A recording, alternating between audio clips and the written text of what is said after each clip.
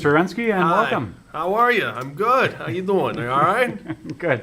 Our class is inquiring into the creative process, and we're hoping you can tell us a little bit about how the creative process works with you in singing and songwriting. Sure, absolutely. So could you walk us through some of the decisions that you make in your creative process? It depends on which creative process it is. If I'm working with improvisation, my decisions are then what do I think is good and what do I think is maybe not so good. And sometimes you have to give, when you're looking at your improvised work, you sometimes have to give it some time. So sometimes you have to let things kind of sit for a while and then come back and get an objective mind.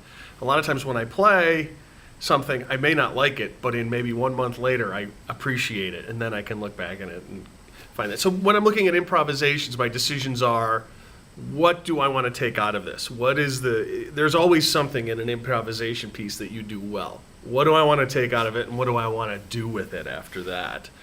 Do I want to add to it? Can it be by itself?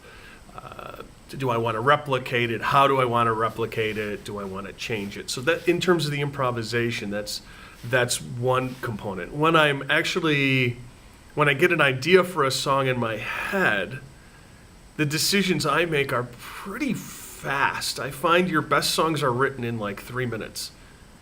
It's really, my best songs are written in, I would say, under 5 minutes. And sometimes it's with band members, sometimes it's by myself, but you just get the idea and you have to go. So in terms of the decisions I make there, it's what comes after this? What's the next step? What's the next step after this? Or how do I create rhythm? It depends on the piece in terms of the songwriting, but usually when it comes so fast, it's what next, what fits with it, how can I tie everything together? How can I begin with a bang and end with a bang, right? You know, that's always what rock and roll's about, right? It's a nice beginning and a nice ending, you know. Yeah. All right. Can you talk to us about how you get started with your creative process? Usually, no matter what it is, it usually involves like the worst time where you get the idea for your creativity. You know, that's why it's so great that we have, you know, so many devices around us to record our ideas. Sometimes the ideas in my head and I could be in the middle of a class or at the dentist's office or it's 3 o'clock in the morning, but I have to get one song line or one melody or a rhythm or a guitar track down. So I like to have instruments all the way around me a lot of the time. So even if I'm downstairs, I can pick up an instrument and record what I've got. So that inspiration comes at the worst times, and you have to be ready to write it down. You know, or so. If you look at my phone, I've got several little Post-it notes with all sorts of half lyrics and one lines that I can start a song with. So that's how I like to start. Is it comes to me. I don't force it. But if I want to start the creative process, there are fun ways to do it. I can turn my guitar amplifier up to 10 and detune my guitar and just make sounds and noises and see what comes out of that.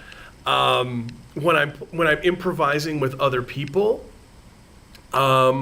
maybe the great thing about improvising with other people is someone always has an idea. If it's me, maybe I have the beginning of a song idea or the beginning of a musical melody, and I send it out. The others play on top of it. They add to it. Then one of them gets an idea. So then the improvisation goes over to their creative idea, and then I'm playing with them. Then the third person gets an idea, and now we're playing on their idea, and it all revolves around the one idea that I started with. So that's occasionally the great thing about improvising with people is that someone usually comes in with half of a melody or a lyric or just a note or a rhythm or a sound that you play off of, and therefore he plays a sound, I play with his sound. I'm a musician, I'm accompanying him on his journey, And then all of a sudden his journey, maybe it continues and I keep playing with him, but maybe his journey is coming to an end in terms of what he's created, but now I'm getting an idea. And I said, well, no, this is where we're going to go next. Let's take a left-hand turn here. Or the drummer may say, well, we're going to take a right-hand turn here, or we're going to go straight, or we're going to play very heavy or very quietly, or we're going to play a 3/4 beat, or we're going to play a melody that sounds like this, and everyone kind of takes a turn driving the car. We're like driving a car together, and we're going down, we're making sounds, we're making music, and one person always comes up with that idea for creativity, and we follow them. Then we record it and go back and listen to it, and maybe some of those turns were the right turns. Maybe we took a wrong turn and we should have stopped at that point. But that's the great thing about all the recording equipment we have now, is that now I can edit it, I can cut and paste, and I can put together a nice piece of work. Yeah. Can you walk us through the creative process and some of the steps that you're making? Whew, boy, which step do I start with? That's the tough one. I mean, I could go with what I've talked about before, how it's experimenting, right? Experimentation kind of leads to creativity, right? And we record that, and then we reflect on it, right? We reflect, oh, this part's good, this part's something we want to keep, this is something we don't ever want to do again, this is really weird. Maybe we should play it, maybe we shouldn't. Then it's interesting. What is good? And then you start asking, if you're really creative, you're creating your own sound, and you say, well, this is really original. I don't know if this is good or not. So during this part, you're really reflecting. Do I want to keep this? Do I want to put it away? And this takes a long time, because you have to come back to your work. You have to give it some time for your brain to kind of think about, what was I trying to do here? Does this create the mood and feeling I wanted to at the time? Does it create the rhythm? And then, once we do that, then we go back and we might reimagine or re-record it. We might create it again. There are times that we will take what we've explored and imagined, we reflect on it, then we create it again. We revise it, we change it, and then we'll re-record it. And then we'll go share it with people in a live performance. Or we'll put it up online for people to listen to for free, if they want to. But we always put that out there to share. And some people like what we do. What I always like is that when we do share, there are some people that just aren't interested and they walk away or don't. But there are always a nice group of people that are really interested in what we do. They're a small little pocket, and that's what I really like, is sharing with my small little pocket of people that really like what we're doing, and they give us, they give us feedback, and they give us more ideas to reflect upon, and areas that we've succeeded in, and maybe, you were usually pretty hard on each other after we've shared our work. We're like, well, we need to do this better or that better, but.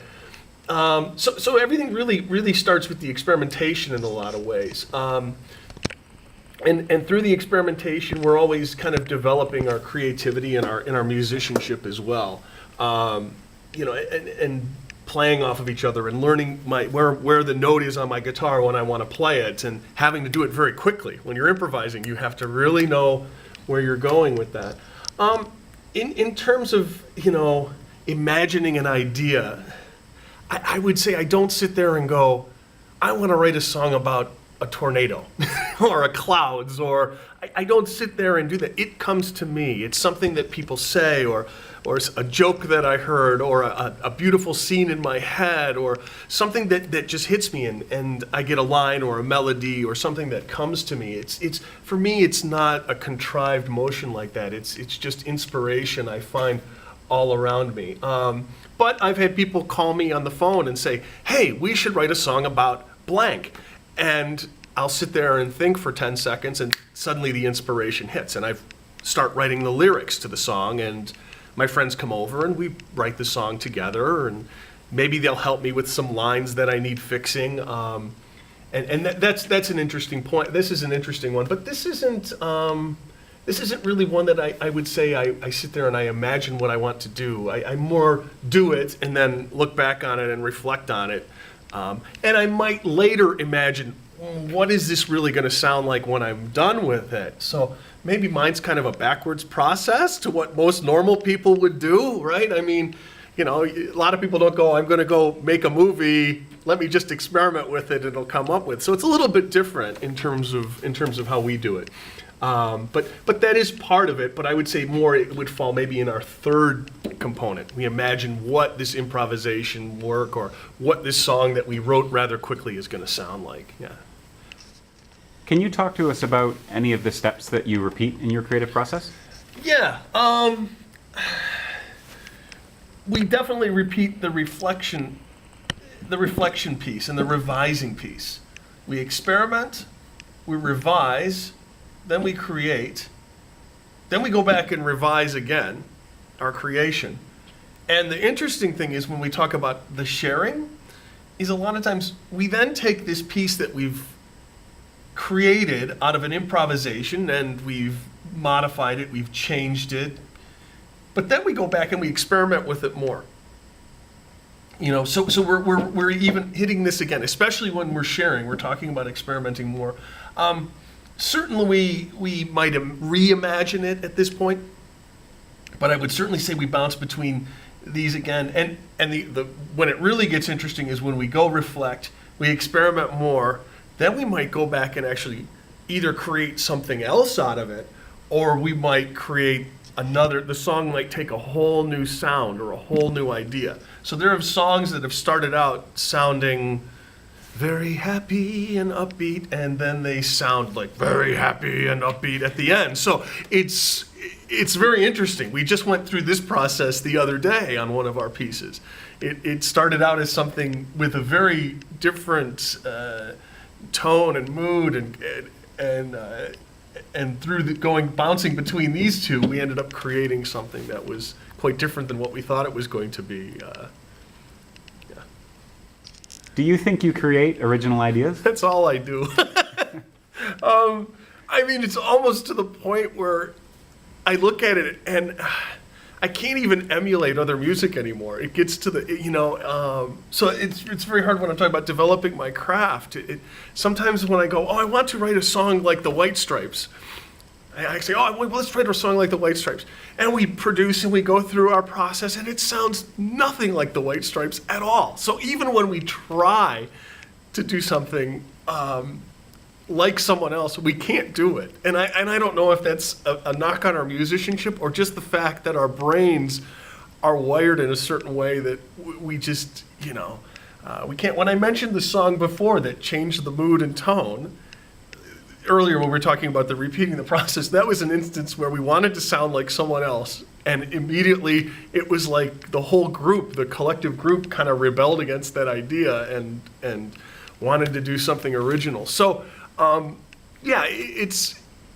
like the fact that we have our own sound and our own creativity. There are times when I wish we could emulate others a little bit more, but on the other hand, we do emulate other styles. We do play quiet and soft, and we play heavy and loud, and we have those dynamics. We play fast, we play slow, we play complete noise. So it's nice. We bring influences from so many different kinds of music that it's great. I mean, we're very open-minded in terms of everything around us in terms of music. We listen to jazz, we listen to blues, we listen to rock and roll, listen to heavy metal, we sing in the choir, we try and really embrace everything. We listen to world music. We try to bring all of that together. We don't say, we're a rock band, or we don't say, we're a heavy metal band, or we're this or that. We're just a group of musicians that gets together and makes funny sounds. I mean, that's pretty much all it's about in the end. If you're not making funny sounds that makes you happy, what are you doing it for? You know what I mean?